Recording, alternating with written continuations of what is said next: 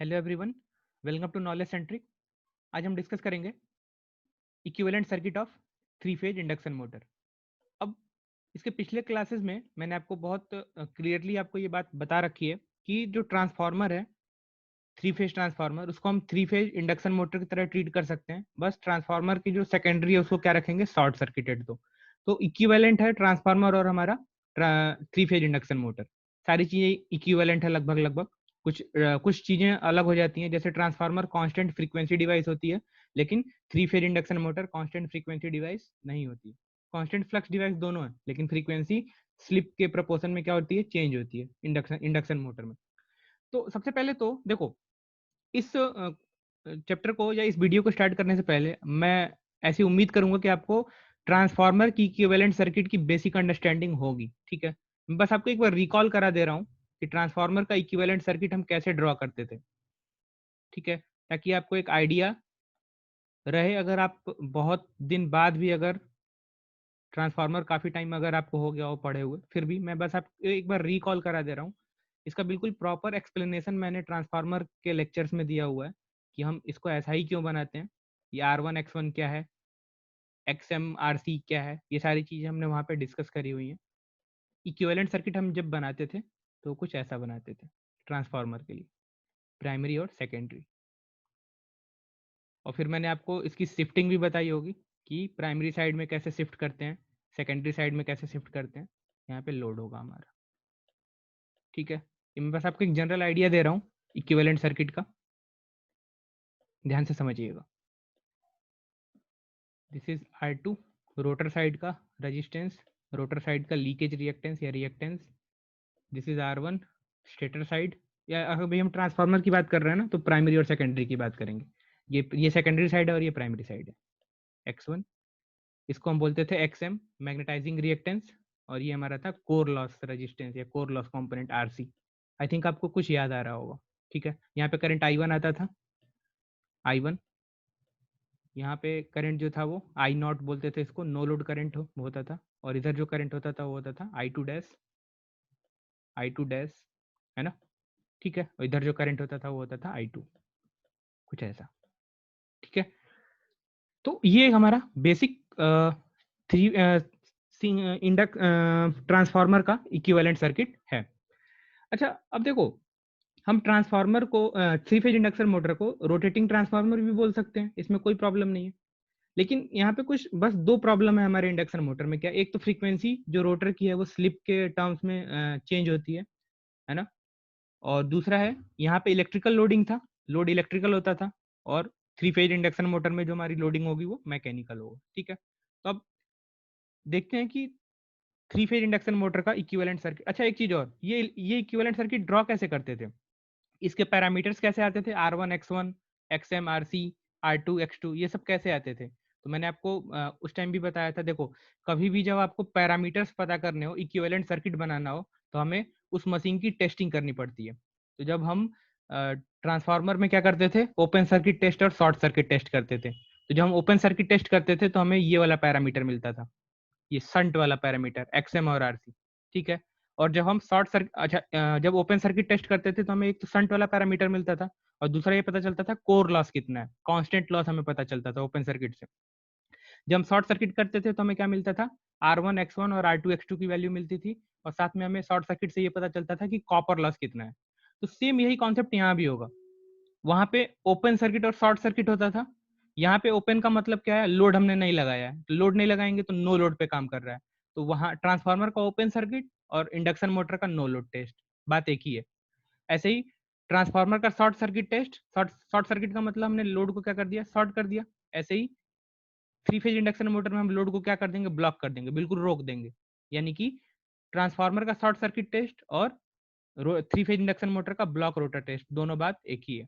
ठीक है, तो अगर ये चीज कहाँ से आई है, जब अभी जो इसका नेक्स्ट लेक्चर होगा, वीडियो होगा, वो होगा testing of three phase induction motor, जिसमें हम नो लोड टेस्ट पढ़ेंगे और ब्लॉक रोटर टेस्ट पढ़ेंगे। तो आपको समझ में आएगा कि ये पैरामीटर्स आ कहाँ से रहे हैं।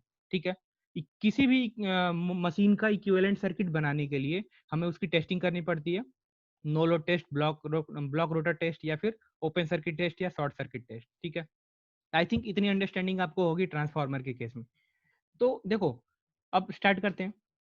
अच्छा तो देखो ये हमारा है, we can utilise the equivalent circuit of transformer to model a induction motor, obviously क्योंकि दोनों एक जैसे हैं तो हम ट्रांसफार्मर वाला मॉडल यूज कर लेंगे इंडक्शन मोटर के लिए। तो अब देखो ध्यान से, ये वाला जो पार्ट है यहाँ से पहले, यहाँ से पहले ये हमारा स्टेटर वाला पार्ट है, और यहाँ के बाद वाला रोटर वाला पार्ट है। ठीक है, ये हमारा रोटर है और ये हमारा स्टेटर है।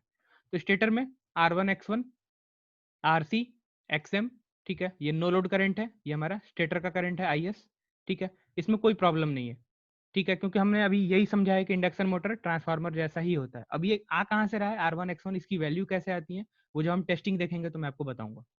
अच्छा, अब एक देखो यहाँ पे प्रॉब्लम क्या है कि, एक मिनट, यहाँ पे प्रॉब्लम ये है,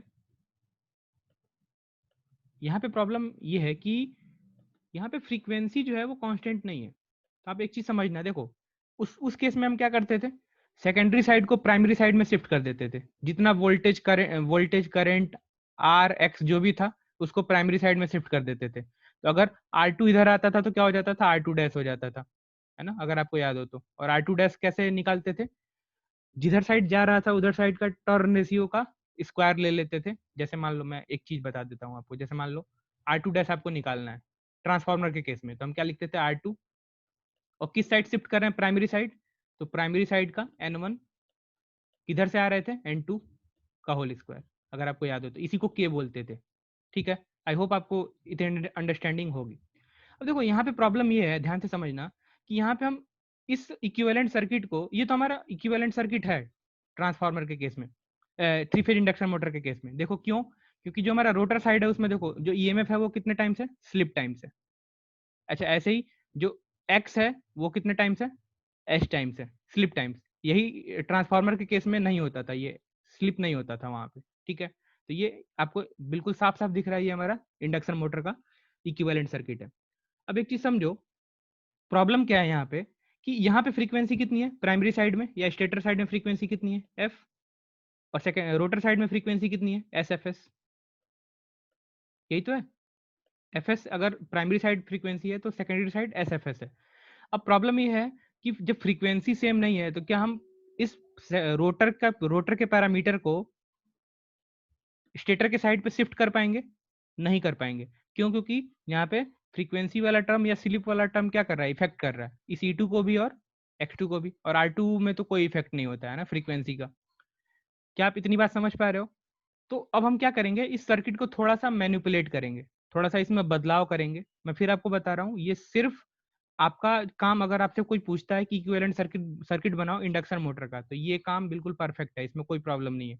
ट्रांसफार्मर जैसा बनाओ, और जहां रोटर, जहां सेकेंडरी साइड दिखे वहां पे जहां जहां स्लिप इफेक्ट करता है, ईएमएफ को इफेक्ट करता है, एक्स रिएक्टेंस को इफेक्ट करता है, और रेजिस्टेंस पे कोई इफेक्ट नहीं करता, तो रेजिस्टेंस का कोई एस मत लगाओ, बाकी जहां जहां इफेक्ट करता है वहां एस लगा दो, बस आपका काम हो जाएगा। लेकिन एक चीज समझो, अगर मान लो इस रोटर के साइड को अगर हम स्टेटर की साइड में ट्रांसफर करना चाहें, क्योंकि हम देखो, जब स्टेटर और रोटर के बीच में क्या एयर गैप है, तो हम क्या करना चाह रहे हैं, रोटर के पैरामीटर को स्टेटर साइड ले जाना चाह रहे हैं ताकि हम कैलकुलेशन करने में आसानी हो हमें। ठीक है, तो अब हम क्या करेंगे, ध्यान से समझना। सबसे पहले तो ये देख लेते हैं कौन सी चीजें क्या क्या है यहाँ पे। R1 जो है वो रेजिस्टेंस है स्टेटर वाइंडिंग का, X1 जो है वो स्टेटर लीकेज रिएक्टेंस है, XM जो है वो मैग्नेटाइजिंग रिएक्टेंस है, RC जो है वो कोर लॉस, या फिर इसमें हिस्टैरिसीस और एडी करंट दोनों चीजें आ जाएंगी। ये सारी चीज, इन सब के नाम यहाँ पे लिखे हुए हैं। ठीक है, अच्छा अब एक चीज समझना, फॉर रोटर साइड की बात हो रही है, कौन सी साइड की, ये वाला side. The induced EMF is affected by slip, बिल्कुल एस E2 हो रहा है, सिर्फ E2 नहीं हो रहा है। अच्छा, ऐसे ही the rotor resistance and reactance are represented by R2 and X2, and जो X2 है वो डिपेंड कर रहा है किस पे, फ्रीक्वेंसी पे, है ना। ये चीजें हमने पहले पढ़ी हुई है, क्योंकि रोटर का ईएमएफ और रिएक्टेंस दोनों फ्रीक्वेंसी पे डिपेंड करता है। ठीक है, तो अच्छा एक चीज देखो ध्यान से, छोटू सुनना, मैं इसको एक मिनट हटाता हूँ, ध्यान से समझना। अच्छा देखो, मान लो अगर हमें इस ब्रांच में I2 करंट निकालना हो, I2 करंट अगर निकालना हो, तो ये हमारा वोल्टेज है SE2, और ये R2 है और ये X2 है। तो क्या हम I2 करंट ऐसा लिख सकते हैं क्या, I2 इज इक्वल टू, ध्यान से समझना, SE2, ये हमारा वोल्टेज है, SE2 डिवाइड बाई इम्पीडेंस लिख ले R2 प्लस जे एस X2 लिख सकते हैं क्या, है ना? बिल्कुल लिख सकते हैं। हमने क्या किया है, वोल्टेज अपान में इम्पीडेंस लिख दिया, यही तो करंट होता है ना? तो I2 is equal to S E two upon में R2 प्लस जे एस X2। तो यही चीज मैंने यहाँ पे लिखा हुआ है, देखो I2 is equal to S E two upon में अंडर रूट में। अच्छा देखो यहाँ पे आप ऐसे मत समझ लेना, ये गलत है। यहाँ पे क्या है, R2 प्लस जे एस X2 है, आप जे हटाओगे तो क्या आ जाएगा, R2 square plus S X2 का होल स्क्वायर। ठीक है, तो क्या है, एस ई टू अपान में अंडर रूट में R2 square plus S X2 का होल स्क्वायर। ठीक है। अच्छा अब एक चीज समझना जरा ध्यान से, क्या इसी इक्वेशन को, अभी मैं आपको बताऊंगा हम ऐसा कर क्यों रहे हैं, क्या हम इसी इक्वेशन में न्यूमरेटर और डिनोमिनेटर दोनों में स्लिप से डिवाइड कर दें क्या, यानी कि एस ई टू अपान में एस और अंडर रूट में R2 square plus S X2 का whole square divide by S, मतलब हम ऐसा कर रहे हैं, डिवाइड बाई एस और डिवाइड बाई एस। तब भी कोई वैल्यूज में कोई प्रॉब्लम तो नहीं होगी, कोई प्रॉब्लम नहीं होगी।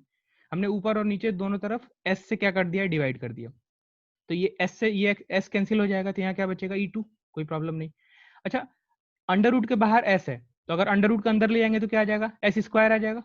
तो हम ऐसा लिख सकते हैं क्या, मैं इसको सिर्फ इस वाले टर्म को यहाँ लिख रहा हूँ, ध्यान से देखो, पूरे अगर अंडर रूट में हम एस को ले जाएं तो क्या आ जाएगा,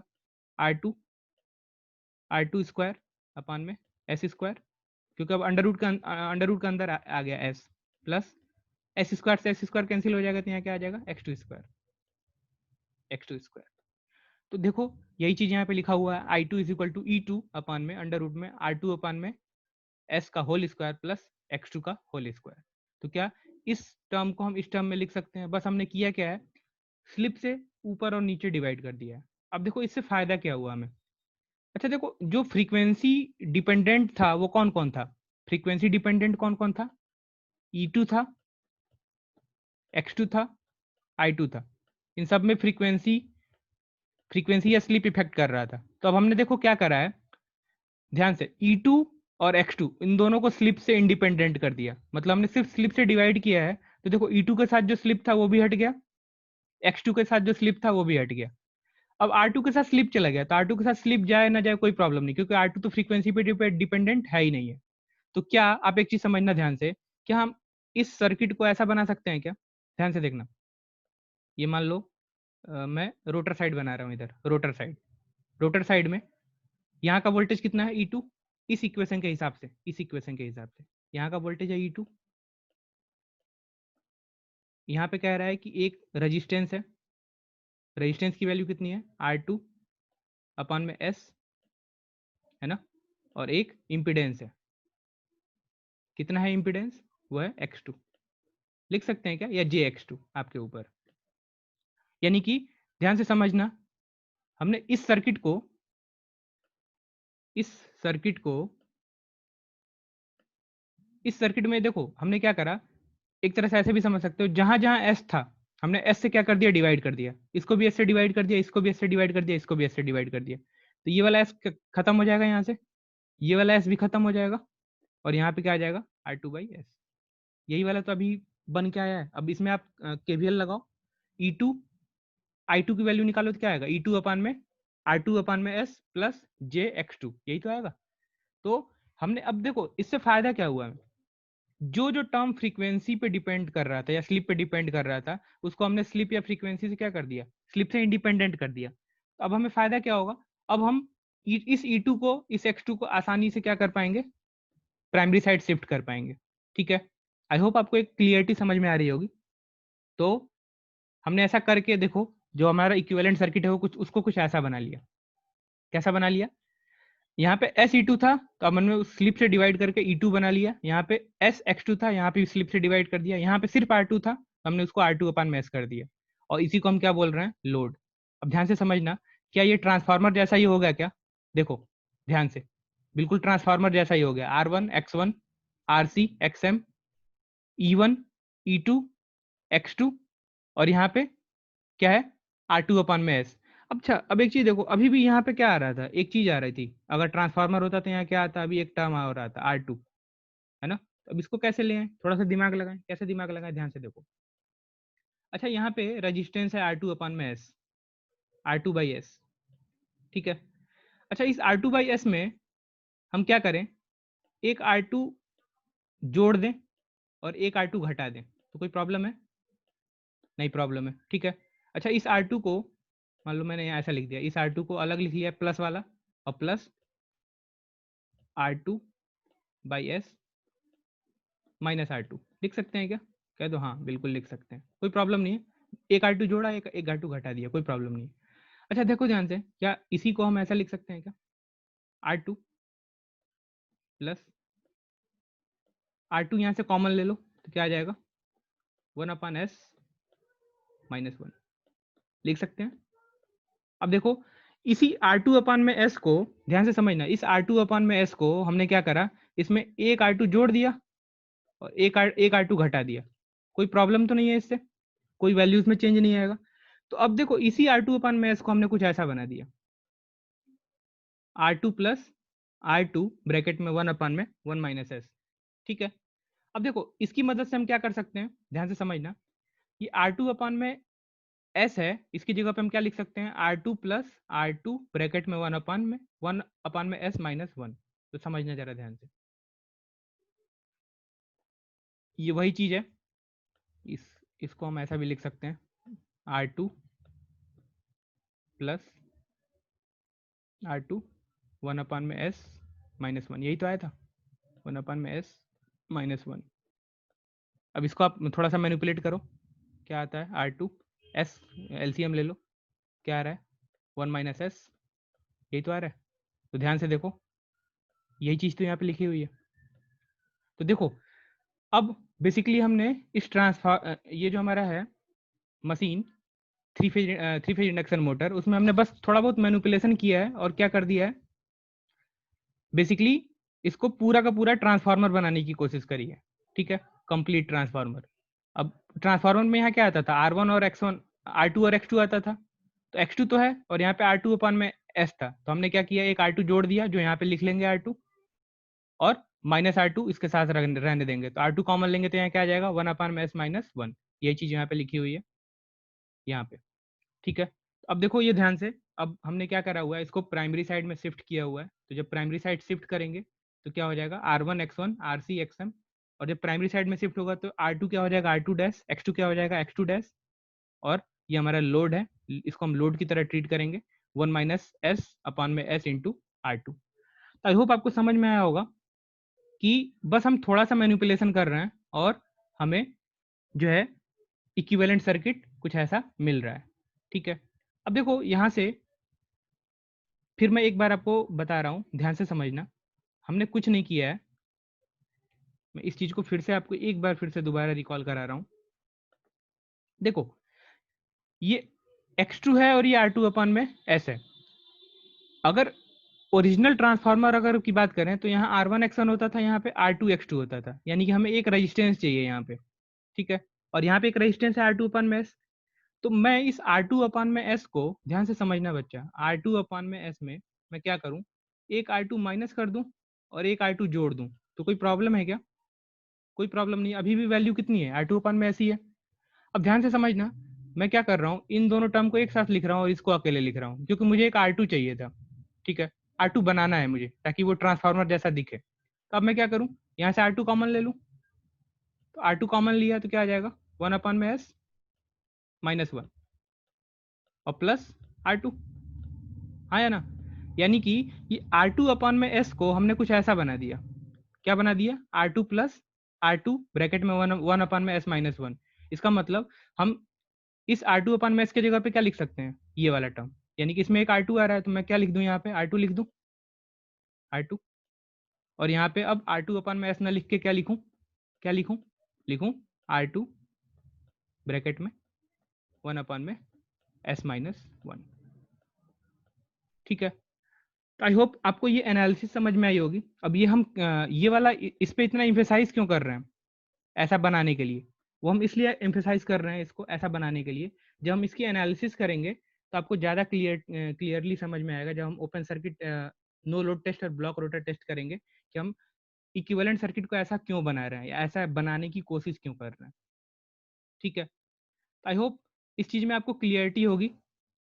यहाँ पे ट्रांसफार्मर में ये 3 फेज इंडक्शन मोटर में ये वाला जो सेकेंडरी साइड है ये हमारा रोटर है। अब जब हम रोटर को प्राइमरी साइड शिफ्ट कर रहे हैं तो हमें जो इक्विवेलेंट सर्किट मिल रहा है वो कुछ ऐसा मिल रहा है, आप ध्यान से देखो। अब जो रोटर साइड है उन सब में क्या आने लगा है, डैश आने लगा है। ठीक है, अब इस R2 को हम क्या करेंगे, मैनिपुलेट करके यहाँ पे एक एक्स्ट्रा में रेजिस्टेंस लगाने की कोशिश करेंगे। आई होप आपको समझ में आया होगा। अब ये शिफ्टिंग कैसे होती है आपको पता है, जिधर साइड शिफ्टिंग होगी, अगर मान लो स्टेटर साइड शिफ्टिंग हो रही है तो स्टेटर का number of turn divide by rotor का नंबर ऑफ टर्न्स और उसका होल स्क्वायर, इसी को हम बोलेंगे क्या, के। ठीक है, तो आई होप आपको शिफ्टिंग भी समझ में आ रही होगी, प्राइमरी से सेकेंडरी, सेकेंडरी से प्राइमरी कैसे शिफ्टिंग करते हैं। तो यही बेसिकली बिल्कुल सिंपल सा इक्विवेलेंट सर्किट है, जिसमें आपको ध्यान में क्या रखना है कि इक्विवेलेंट सर्किट जो है वो ट्रांसफार्मर की तरह ही होता है। ठीक है, चलिए, तो आई होप आपको एक बेसिक अंडरस्टैंडिंग हुई होगी और इसमें बहुत ज़्यादा दिमाग नहीं लगाना है। बेसिकली आपको अगर इनकेस यूनिवर्सिटी एग्जाम की बात अगर करोगे तो आपसे वो डायरेक्टली पूछते हैं इक्विवेलेंट सर्किट ड्रॉ करो थ्री फेज इंडक्शन मोटर का। बस आपको इतना दिमाग में रखना है कि वो ट्रांसफार्मर के जैसा ही होता है ना। कुछ मैनिपुलेशन हैं जो आपको ध्यान में रखने हैं। ठीक है, आई होप आपको एक अंडरस्टैंडिंग हुई होगी इक्विवेलेंट सर्किट में। तो मिलते हैं फिर नेक्स्ट लेक्चर में। Thank you.